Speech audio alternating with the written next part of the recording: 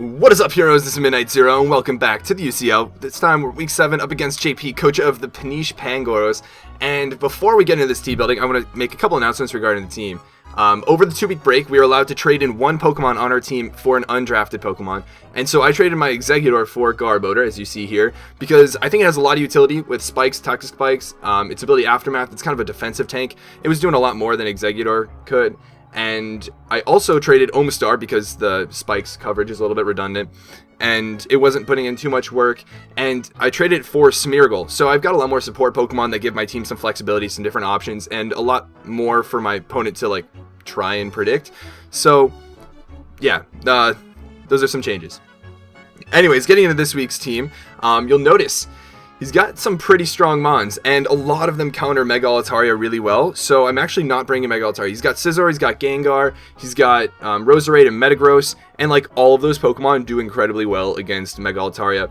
And if I were going to bring Mega Altaria, I would bring a Dragon Dance set. And so I decided to bring Salamence as a Dragon Dance set because it's faster, first of all, than Crocodile, and the coverage is kind of redundant without the weaknesses from, Poison and Steel. But anyways, getting to the first member of this team, we got Kosaka Honoka, the Heatran. It's leftovers. It's just fast enough, let me check my notes here, to hit 264 speed. So we're outspeeding, some of his Pokemon, but most importantly, we're outspeeding his Metagross and his Luxray, so that I can hit them with an Earth Power or a Lava Plume. If he wants to switch in Gastrodon, that's why Hidden Power Grass is there. And then, of course, I'd love to set up Stealth Rock.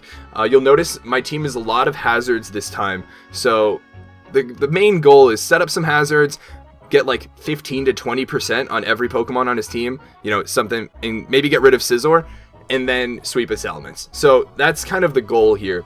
Of course, Heatran can put in work against a lot of his team. It hits Gengar hard, it hits Scizor hard, it hits Mega Gallade, and it hits Roserade hard, of course, too. It's got just enough special attack, you'll notice 208, so that it OHKOs some of his Torterras after Rocks and a Spike. It OHKOs Emboar after Rocks.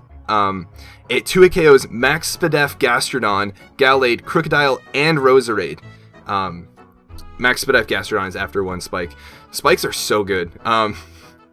It has a 75% chance to OHKO Torkoal after Rocks, and I was surprised by how bulky that Pokemon is. Like, that is a ridiculously bulky, but still bad Pokemon. And then it 2-hit KOs Gigalith after Rocks. So, yeah, Heatran can bring an offensive presence to just about any Pokemon on his team. Moving on, we've got your waifu, the Garbodor. I was trying to think of like which Love Live idol I was going to name this pile of trash after, and then I realized no Love Live character is a pile of trash.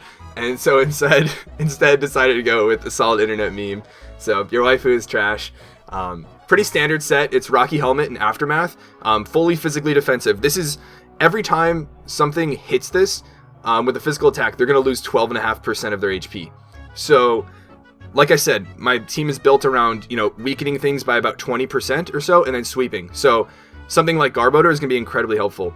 It tanks a lot of hits. Like, it really does. It's mainly there to counter Scizor and Mega Gallade, but, to set up Spikes. Like I said, Spikes and Hazards are going to be really important, so, it's going to try and get those up. And a lot of the Mons that would normally counter or spin it, or spin Hazards away, take a lot of damage from Gunk Shot. Gunk Shot does around 40 to 50% on just about anything on his team, so he definitely doesn't want to mess around with this. And its ability Aftermath means that after this thing dies from a physical hit, I believe.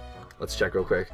Yeah, after a physical hit, the killer is going to lose 1/4 of their HP. So Rocky Helmet plus 1/4 of its max HP, we're talking 3/8, 37.5% just from hitting this. So this is going to be able to put in a lot of passive work, and it also acts as a sack in case I need to set up with my Salamence.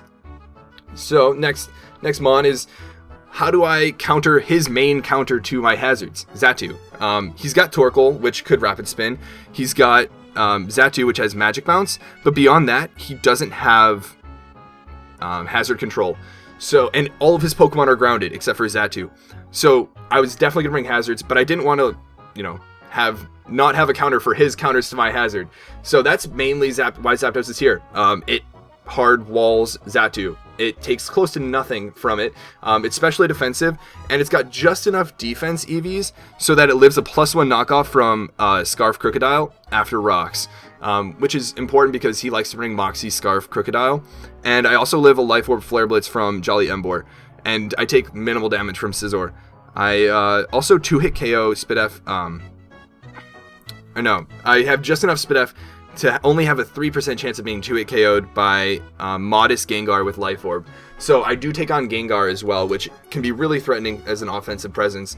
And I hit back hard with Thunder Wave.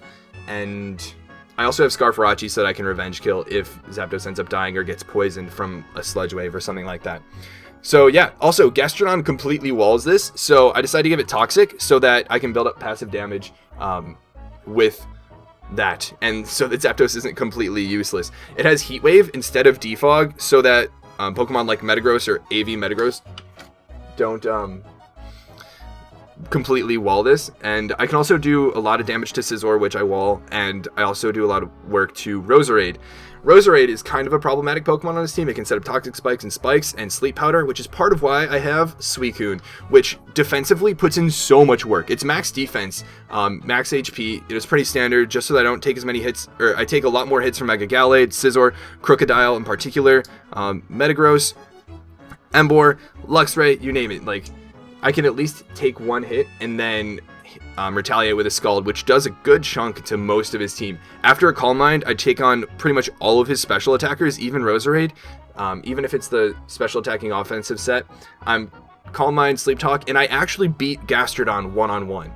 Because of my pressure ability, I stall him out of recovers and Scalds before I end up losing. So I can just keep Calm Minding up so I take minimal damage, and yeah, Suicune should have a big presence. And if he decides to bring Roserade and go for Sleep Powder, I can bring in my Suicune and take the rest, or take the sleep status and Sleep Talk it off. So yeah, that's part of why Suicune's here.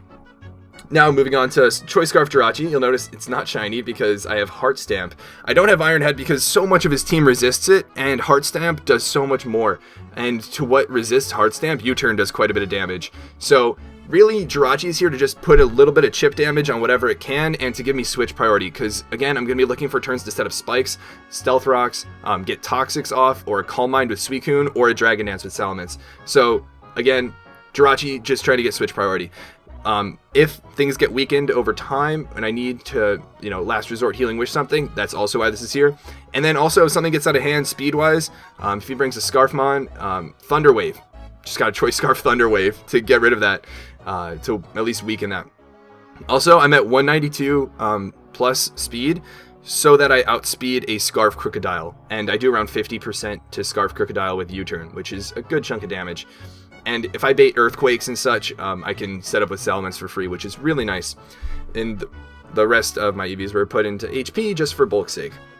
Now, lastly, we got Salamence, and I was really torn as to which set of Salamence I wanted to run. I was debating Life Orb and Intimidate, because Intimidate would help me set up more, but when looking at it, I have, well, first of all, just enough speed, so that once I'm at +1, I outspeed Scarf Crocodile, which he likes to bring, and the rest goes into attack, and it might seem like I'm just carelessly throwing the rest in attack, but actually, this is really important, because this attack investment gives me a 99.6% chance of 2-hit KOing Gastrodon after a Spike with Dragon Claw. And that's really important because after a Dragon Dance, I do 75 to 80% of just about everything on his team, except for Metagross, which I think takes around 60%, 60 to 70%. And so after +1, if he wants to switch out into anything, it gets 2-hit KO'd, and I outspeed it. So that would start the Moxie train, as I'll call it, because once I get one kill and I become +2, I can kill just about anything. If I'm +1 and he decides to attack something else, +2 Outrage is I think 80 or 86% to his Gastrodon, so that might have to be the play in some cases. But once I'm at +3, Outrage does 40 or 50% to Metagross, and Metagross can't OHKO me with anything.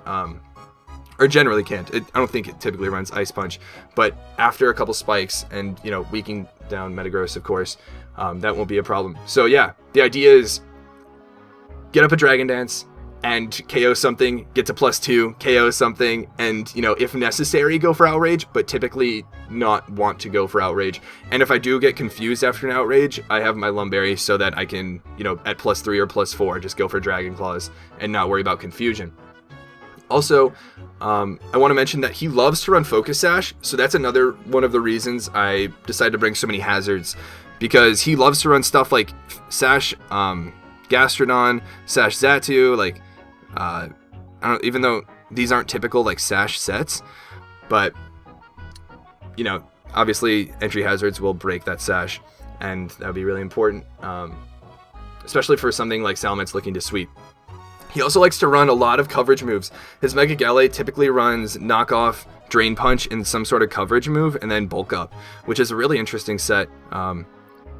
So we'll see what he brings. He likes to bring Ice Punch on Mega Gallade. He probably will bring Ice Beam on Gastrodon. I'm most worried about a potentially Scarf, Greninja, or a offensive Roserade. Those are like the main threats in my opinion. Maybe Luxray, but beyond that, I think I got it covered. Let's aim for 7-0, and yeah, that's about it. I hope to see you guys in the battle video, but until then, this has been Midnight Zero, and this mission is complete.